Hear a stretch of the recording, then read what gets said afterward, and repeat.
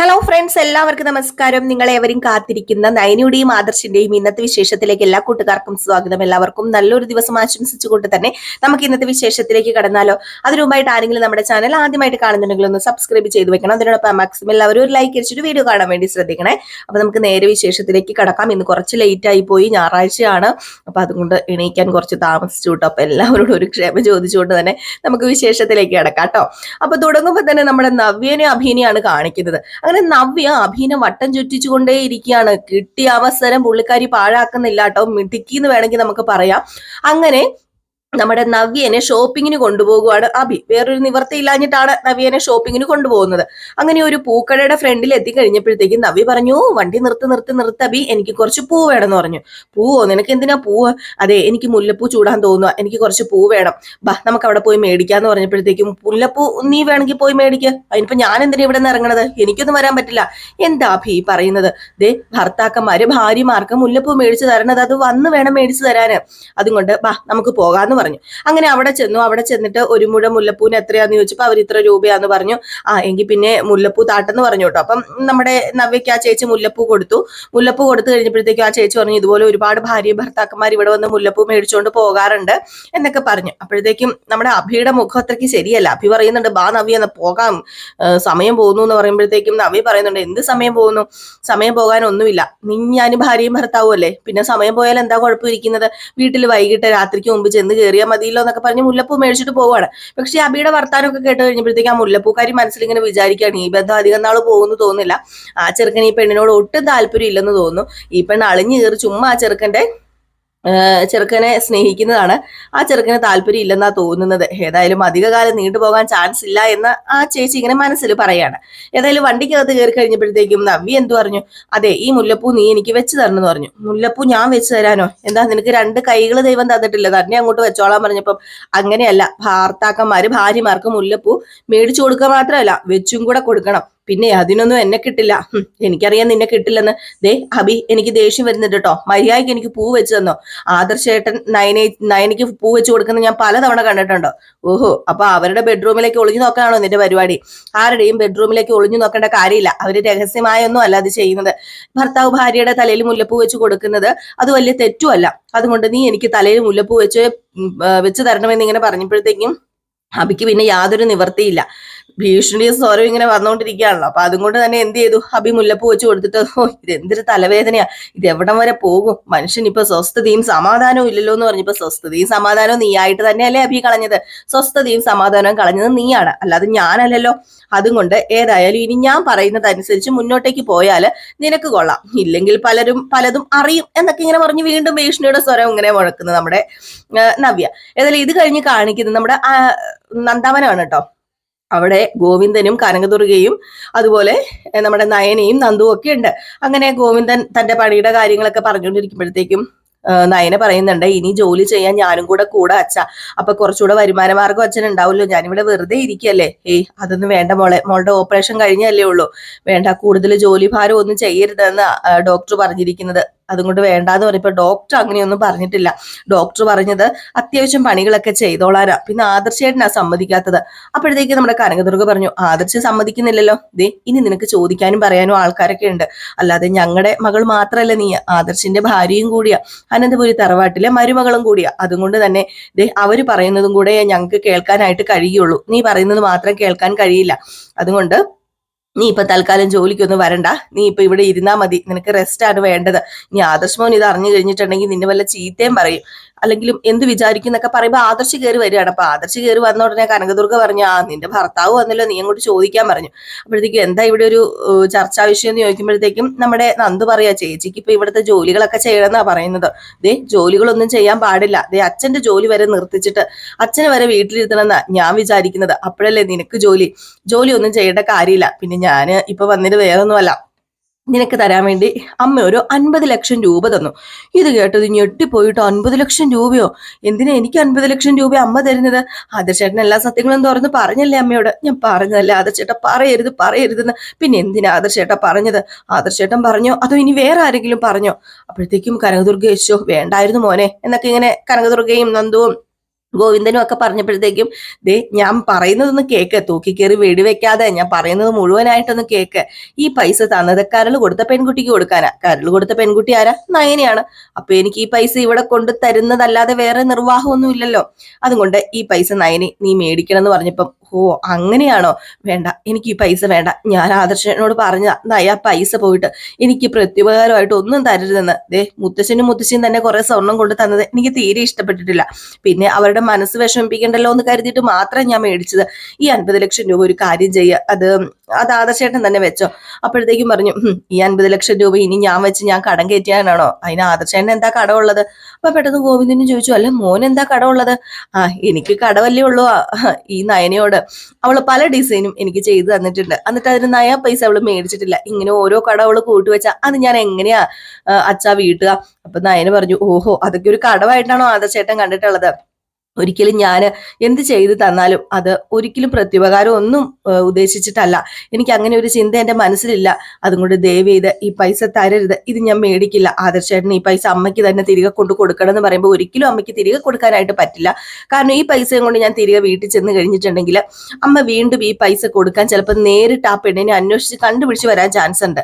അപ്പൊ അതുകൊണ്ട് ഈ പൈസ നീ മേടിക്കാതിരുന്നു കഴിഞ്ഞാൽ അങ്ങനെയുള്ള കുറച്ച് സംഭവങ്ങളൊക്കെ നടക്കുന്നു പറഞ്ഞപ്പം ഗോവിന്ദൻ പറഞ്ഞു, അതും ശരിയാ മോളെ, ഒരു കാര്യം ചെയ്യാം, മോൻ ഇത് കയ്യിൽ വെച്ചോ, മോൻ തന്നെ കയ്യിൽ വെക്കുക. ഇപ്പം തൽക്കാലം ഇത് നമുക്ക് വേണ്ടെന്നല്ലേ പറഞ്ഞത്, എന്നിട്ട് ഞങ്ങൾ മേടിച്ചു എന്നങ്ങ് പറഞ്ഞാൽ മതി എന്നിങ്ങനെ പറയാണ്.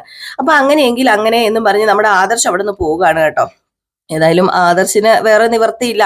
അത് ഇനിയിപ്പം ദേവയാനിയുടെ കൈ കൊടുത്തു കഴിഞ്ഞിട്ടുണ്ടെങ്കിൽ ദേവയാനി അത് ചിലപ്പോൾ നേരിട്ട് കൊണ്ട് കൊടുക്കാൻ ശ്രമിച്ചെന്നിരിക്കും. അതുകൊണ്ടാണ് ആദർശ ദേവയാനിയുടെ കൈ കൊടുക്കാതെ ഇനി കൊടുത്തു എന്ന് കള്ളം പറയാൻ പോകുന്നത്.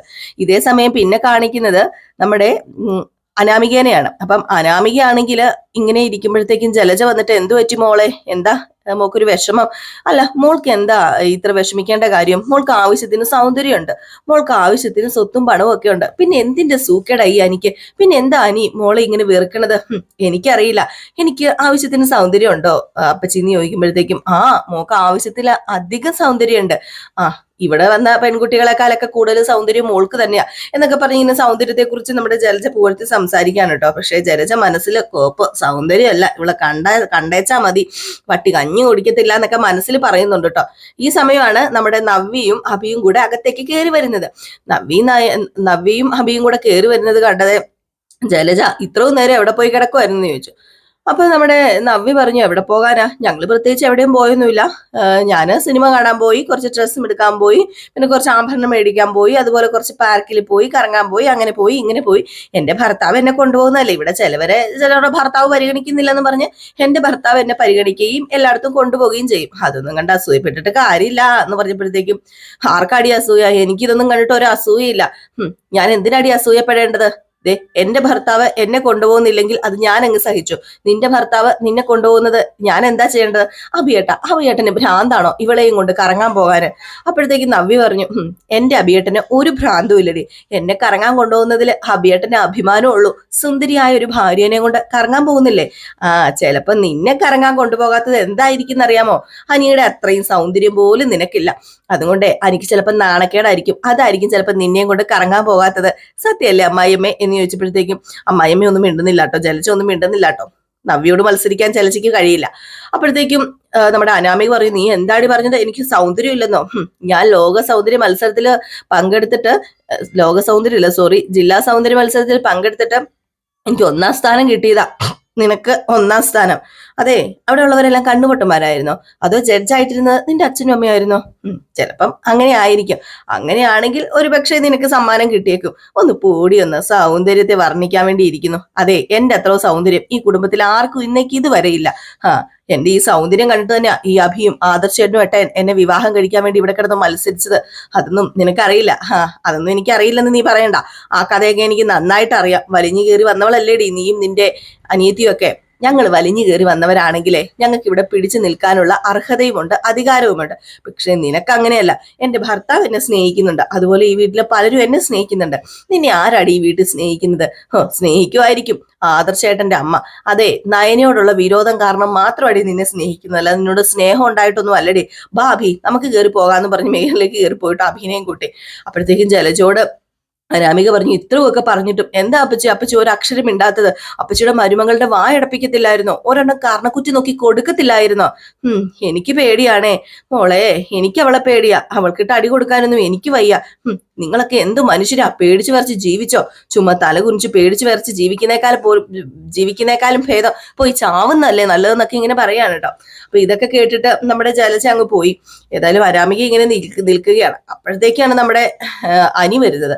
അനി വരുന്നത് കണ്ടതും നീ ഇങ്ങനെ നടന്നോടാ, നീ ഇങ്ങനെ നടന്നോ, നീ എന്നെ പറയുന്ന ഒന്നും കേൾക്കണില്ലല്ലോ ഇവിടെ ഉള്ളവരെല്ലാവരും. ദേ ഹബിയേട്ടൻ ഉണ്ടല്ലോ, ഈ വീട്ടിലെ ഏറ്റവും വൃത്തികെട്ടവനാണ്, ഭാര്യയെ സ്നേഹിക്കാത്തവനാണ്, കുടുംബത്തെ സ്നേഹിക്കാത്തവനാണ്, കുടുംബത്തെ അംഗീകരിക്കാത്തവനാണ് എന്നൊക്കെ പറഞ്ഞിട്ട് എന്തായി? ഇപ്പം ദേ ഭാര്യനെ കൊണ്ട് പുറത്ത് ചുറ്റിക്കറങ്ങാൻ വേണ്ടി പോയിരിക്കുക. ഭാര്യയ്ക്ക് മുല്ലപ്പൂ മേടിച്ചു കൊടുക്കണു, അതുപോലെ വസ്ത്രങ്ങൾ എടുത്തു കൊടുക്കുന്നു. നീ എന്തെങ്കിലും ചെയ്യുന്നുണ്ടാടാ? നിന്റെ ഭാര്യയാന്ന് പേരല്ലാതെ എനിക്ക് വേറെ എന്തെങ്കിലും നീ തരുന്നുണ്ടോ? ഞാനേ നിനക്ക് അങ്ങനെ തരേണ്ട കാര്യമില്ല. ദേ എന്റെ പൊന്ന് അനാമികെ, എന്നെ ശല്യം ചെയ്യാതെ നീ ഒന്ന് മാറിപ്പോയാൽ മതി. ഞാൻ സ്വസ്ഥതയും സമാധാനത്തോടും കൂടെ എങ്ങനെയെങ്കിലും ജീവിച്ചോട്ടെ. എന്തിനാ വെറുതെ നീ എന്നെ ശല്യം ചെയ്യുന്നത്? ഇനിയിപ്പൊ മുല്ലപ്പൂ വെച്ച് തരാത്തതിന്റെ കുറവും കൂടെ ഉള്ളൂ. മുല്ലപ്പൂ വെച്ച് തന്നാൽ എന്താടാ കുഴപ്പമിരിക്കുന്നത്? ഞാനേ ഈ വീട്ടിലേക്ക് കയറി വന്നത് കൈ നിറയെ പണവുമായിട്ടാ. ആ ഒരു പരിഗണന പോലും നീ എനിക്ക് തരുന്നില്ലല്ലോ. കുറെ പണം ഉണ്ടെന്നും പറഞ്ഞുകൊണ്ടേ ഒരാൾക്ക് പരിഗണന കൊടുക്കേണ്ട കാര്യമില്ല. അതിനുള്ള മനസ്സ് വേണം, മനസ്സാക്ഷി വേണം, സ്നേഹം വേണം. നിനക്ക് നിന്നോട് മാത്രമല്ലേടി സ്നേഹമുള്ളത്. നിന്റെ അച്ഛനെ അമ്മയും പോലും നീ സ്നേഹിക്കുന്നില്ല. നിനക്ക് പൈസയോട് നിന്നോട് മാത്രമേ സ്നേഹമുള്ളൂ. ദേ എനിക്ക് കൂടുതൽ സംസാരിക്കാൻ വയ്യെന്ന് പറഞ്ഞ് ഇവരിങ്ങനെ അങ്ങോട്ടും ഇങ്ങോട്ടും അടിവെച്ചോണ്ടിരിക്കുമ്പോഴത്തേക്ക് നമ്മുടെ ദേവയാനി വരിക. അപ്പം ദേവയാനി എന്തോ മക്കളെ, നിങ്ങൾ എന്തിനാ ഇങ്ങനെ വെറുതെ അടിവെച്ചോണ്ടിരിക്കുന്നത്? എന്തിനാ ഇങ്ങനെ പ്രശ്നം ഉണ്ടാക്കുന്നത്? നിങ്ങൾ ജീവിതം തുടങ്ങിയതല്ലേ ഉള്ളൂ. എന്താ അനാമിക? ദേ ഞാനൊന്നും അല്ല പ്രശ്നം ഉണ്ടാക്കിയത്. ഇവനെ എന്നൊന്നും വെളിയിൽ പോലും കൊണ്ടുപോകത്തില്ല, അറിയാമോ? ഇപ്പൊ നവ്യായിട്ട് വെളിയിൽ പോയിരിക്കുക ഹബിയേട്ടൻ. ഞാൻ ഈ വീട്ടിൽ ഇരിക്കുക, എന്നിട്ട് അവളുടെ വായിലിരിക്കുന്ന മുഴുവൻ ഞാൻ കേൾക്കുക. അത് ആര് കാരണമാ? ഈ അനി കാരണമല്ലേ? അല്ല ഒന്ന് ഓർത്തു നോക്കിക്കേ വല്യമ്മേ, എനിക്ക് വലിയ ആഗ്രഹങ്ങളൊക്കെ, ആഗ്രഹങ്ങളൊക്കെ സാധിച്ചു തരാൻ എന്റെ ഭർത്താവ് എന്നെ ഒന്ന് പരിഗണിക്കുന്ന പോലുമില്ല. അപ്പൊ പിന്നെ എനിക്ക് സങ്കടം ഉണ്ടാവില്ലേ? ഞാൻ എന്തിനാ ഇവിടെ വലിഞ്ഞു കയറി വന്ന് കിടക്കുന്നതെന്ന് എനിക്കറിയില്ല. ചില സമയം ഈ വീട്ടിൽ നിന്ന് ഇറങ്ങി പോകാൻ തോന്നുന്നു പറയുമ്പോഴത്തേക്കും അനി പറഞ്ഞു, അങ്ങനെ ഇറങ്ങി പോകാൻ തോന്നുവാണെങ്കിൽ ഇറങ്ങി പോകണം, അല്ലാതെ ഇവിടെ കടിച്ചു പിടിച്ച് കിടക്കാൻ ആരെങ്കിലും പറയുന്നുണ്ടോ എന്ന് ചോദിച്ചു. കണ്ടോ പറയുന്നത്, ഇങ്ങനെ ഏത് നേരവും പറയുന്നത്. ഞാനിവിടെ നിന്ന് ഇറങ്ങിപ്പോയിട്ടുണ്ട് എന്തിനാണെന്നറിയാമോ? ഇവൻ അവളെ കൊണ്ടുവരാലോ, അവളെ കൊണ്ടുവന്നിട്ട് അവൾ ഇവിടെ താമസിപ്പിക്കാം. അതും ഇവന്റെ രണ്ടാം വിവാഹമാകും. അപ്പൊ ഇവനൊരു കുറവുമാകും. അപ്പൊ അവളെ ഏറ്റവും പെട്ടെന്ന് ഇങ്ങോട്ട് കൊണ്ടുവരാലോ, അവളെ ഭാര്യയായിട്ട് അംഗീകരിക്കാലോ. ഇതിനു വേണ്ടിയാ വല്യമ്മേ എന്ന് പറഞ്ഞപ്പോ, മോനെ നീ എന്തൊക്കെയാ മോനെ ഈ പറയുന്നത്? ദേ അനാമിക മോളുടെ മനസ്സ് വിഷമിപ്പിക്കരുത്. മോന് ദൈവമായിട്ട് കൊണ്ടുവന്നതാ അനാമിക മോളെ. ഇത്രയും നല്ല മനസ്സുള്ള ഒരു പെൺകുട്ടീനെ ഞാൻ കണ്ടിട്ടില്ല. എനിക്ക് കരള് തന്നില്ല ഒരു പെൺകുട്ടി.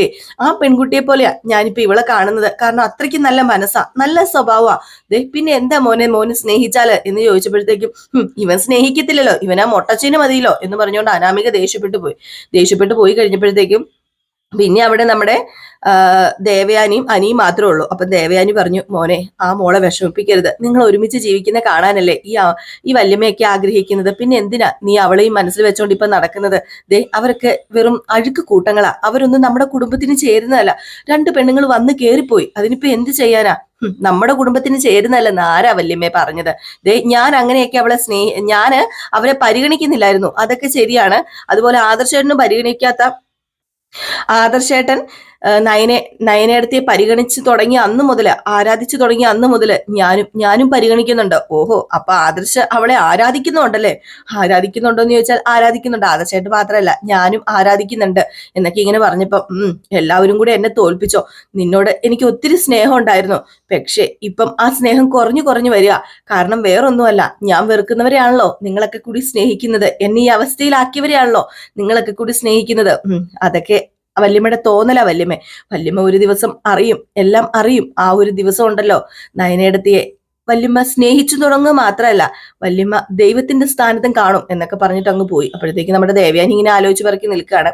ഈ ഒരു സമയം നമ്മുടെ നയനയും കാണിച്ചിട്ടാണ് ഇന്നത്തെ വിശേഷം അവസാനിക്കുമ്പോൾ നയന എന്തോ കണ്ടിങ്ങനെ നോക്കി നിൽക്കുന്നുണ്ട് അന്തം വിട്ട് കുന്തം പോലെ.